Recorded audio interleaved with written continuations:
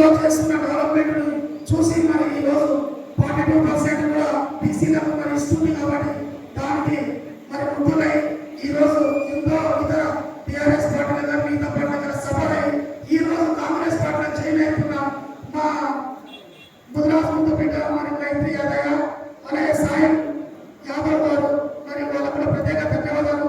మరి ఈరోజు కాంగ్రెస్ పార్టీలోకి వస్తున్నందుకు వెల్కమ్ చెప్తూ మరి అందరూ కూడా మరి పటిష్టంగా మనము రాబోయే ఎలక్షన్ లో కూడా మనం ఎన్ఎం శ్రీనివాస్ రెడ్డి గారి ఆధ్వర్యంలో మనందరం కూడా పనిచేయవలసిందిగా మనం కోరుతూ మరి అలాగే మన అత్యధిక జనాభా ఉన్న మా గుజరాత్ సంఘం ఈరోజు గుజరాత్ నుంచి కూడా ఎంతో మంది జిల్లాలో కూడా గుజరాత్లో యాదవ్ లాంటి అన్నదమ్ములాగా ఉన్నారు.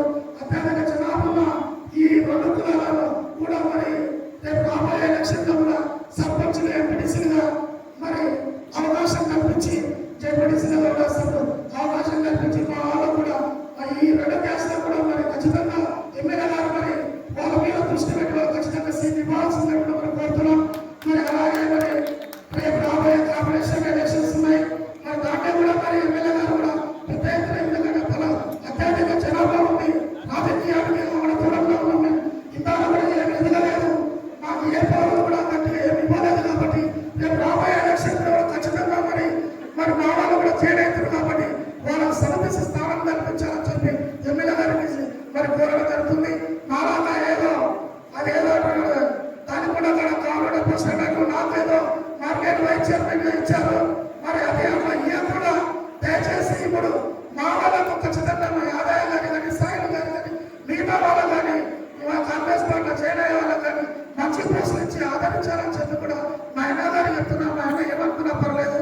నేను ఎందుకంటే ఈ రోజు మా అన్న గారు అన్ని కులాలని అన్ని మతాలని కలుపుకొని ఈ రోజు అందరినీ సమన్వయంగా నడిపించే వ్యక్తి ఆయన. కాబట్టి ఆయన దృష్టికి తీసుకపోతున్నాం.